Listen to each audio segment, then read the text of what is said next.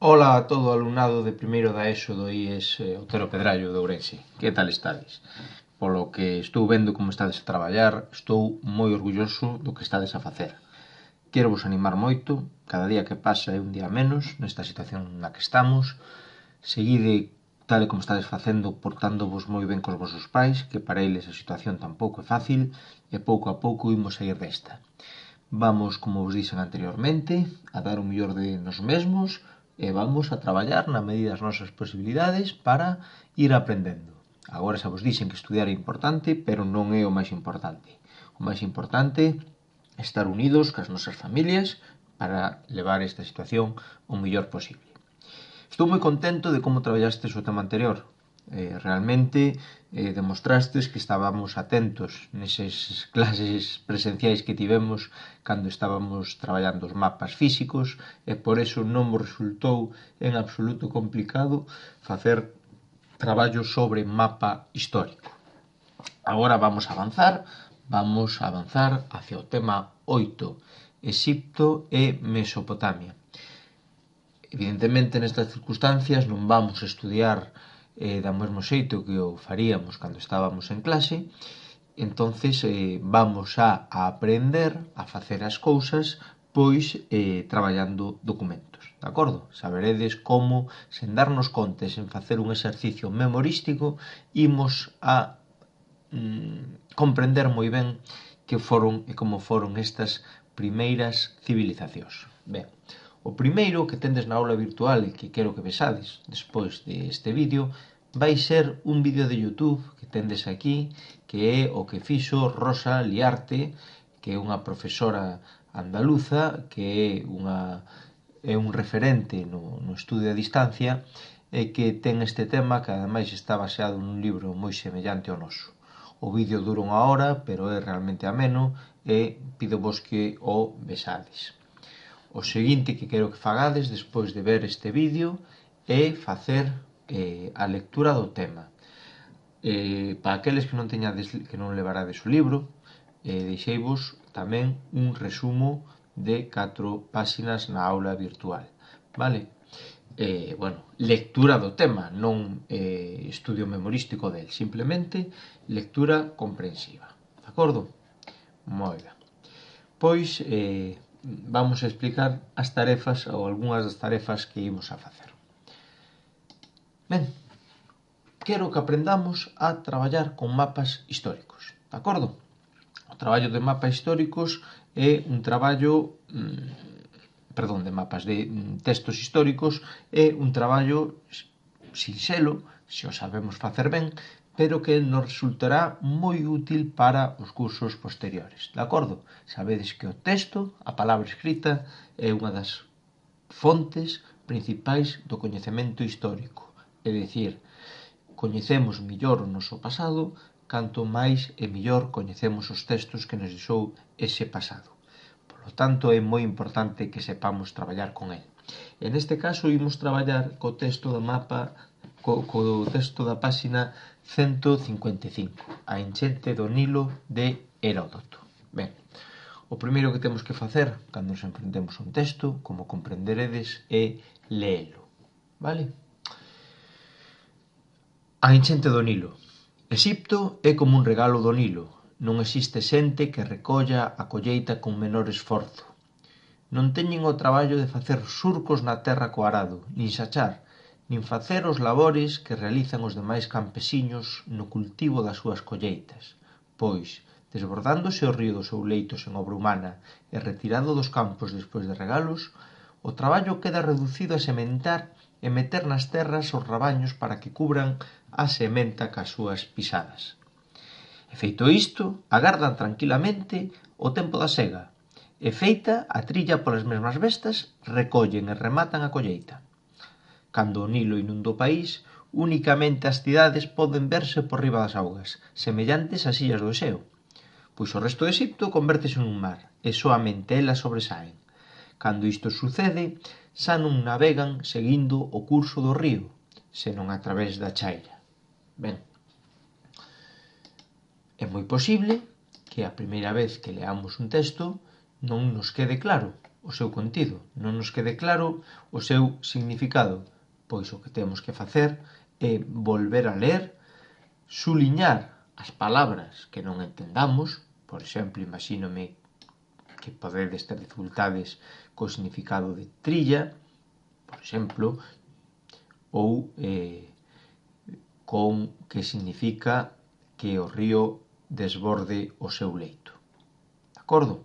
Ben, buscamos nas palabras, buscamos no dicionario, perdón, as palabras que non entendamos e comprendemos o texto. De acordo? Moi ben. Para iso podemos subliñar as frases principais. Por exemplo, Exipto é un regalo do Nilo. Cando sucede isto, o resto de Exipto convértese nun mar. De acordo? Cousas que nos consideremos que son as frases máis importantes. De acordo. Ben, cando temos o texto comprendido, suliñado, imos a proceder ao seu análise. Como estamos empezando a traballar cos textos históricos, só imos a facer o análise destes 5 puntos. Primeiro, quen é o autor? Moi importante. Quen é o autor do texto? Normalmente, e dende logo a nivel de primeiro da ESO, sempre vos imos a dar o autor. Cal é a natureza do texto? É algo que veremos máis adiante, en cursos posteriores. Agora vámoslo deixar de lado, pero vos adianto que unha natureza do texto pode ser de natureza militar, de natureza política, de natureza social, pero iso imos olvidarnos del por agora. Vámonos centrar noutras cousas tales como a data. De acordo? A data pode suceder como neste texto, que a data de escritura e a data dos feitos que relata sexa a mesma. De acordo? Simplemente o temos que buscar. Tamén poderá haber outros textos onde a data é diferente. De acordo? Adiántovos, aunque non o fagamos. Cando é a mesma data, normalmente é o que se chama fonte histórica directa. É dicir, que o autor do texto está nos falando directamente do que el viu. Cando as datas non coinciden, é dicir, cando o texto está escrito con moita posterioridade aos feitos relatados, estamos falando dunha fonte histórica indirecta. É dicir, que o autor está falando de feitos que el non veu directamente. El non viu directamente, senón que os estudiou por outras fontes escritas. Por lo tanto, empezamos primeiro autor, data, en que lugar e cal é a idea principal do texto. De acordo? Eso é o que temos que facer dun texto histórico. Normalmente, como comprenderedes, estamos empezando e, polo tanto, todos estes elementos se vos dá no texto. De acordo? Autor, Heródoto. Na súa obra Historias. De cando? Do século V. Ben, se queremos facer un bo comentario, teremos que investigar quen era Heródoto. De acordo? Decir se esta persona era unha persona importante, por qué, e a que se dedicaba e por qué razón nos está falando de Egipto. De acordo? A pouco que investiguedes, saberedes quen era Heródoto. O lugar é evidente. Egipto. De acordo? A idea principal deixola que a investiguedes vos, que a razoedes vos. De acordo?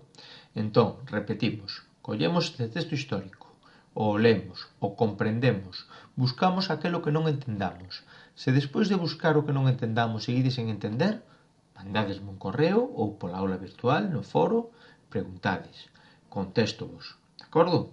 E, a partir de aí, facemos un análise. Dá unha introdución ao comentario. Como? Estamos ante un texto histórico escrito por Heródoto na súa obra Historias do século V, que trata sobre, e aí metémoslle tamén o lugar, que é obvio que é Egipto. De acordo? É simplemente que fagamos eso. a maiores na aula virtual de facer esta introducción tamén vos pedirei que contestedes algunha pregunta sobre o texto para que eu vexa que o comprendistes. Moi ben. Iso vai ser a primeira actividade que fagamos. A segunda será algo que xa simplemente vai ser un repaso, que é o comentario segundo os parámetros que vos dimos no tema anterior deste mapa histórico. De acordo? Eu creo que, tal e como estades a traballar, que o estades a facer moi ben, non ides ter ninguna dificultade. En resumo, despois de ver este vídeo, veremos o vídeo de Rosa Liarte. De acordo? Despois procedemos á lectura ou ben do libro de texto ou ben do resumo que vos deixo na aula virtual. Por último, facemos as tarefas que vos aparecerán no fondo do libro, da aula virtual, do tema da aula virtual, que será o comentario deste mapa, cos criterios que vos dixen fai un momento, e o comentario deste mapa histórico cos criterios que xa aprendistes no tema anterior. Reiterarvos, finalmente, que sigo estando moi orgulloso de vos, que estou moi contento de como estades a facer as cousas, que moito ánimo e que sabedes que podedes contar con todos os vosos profesores para aquilo que necesitedes, dende unha explicación, dende a resolución de calquer problema técnico que teñades ou podedes demandar a axuda que precisedes. Moito ánimo, moita forza, cada vez queda menos, seguide comportándovos así de ben, seguide sendo vos cos vosos pais, que tamén é un momento difícil para eles, e adiante.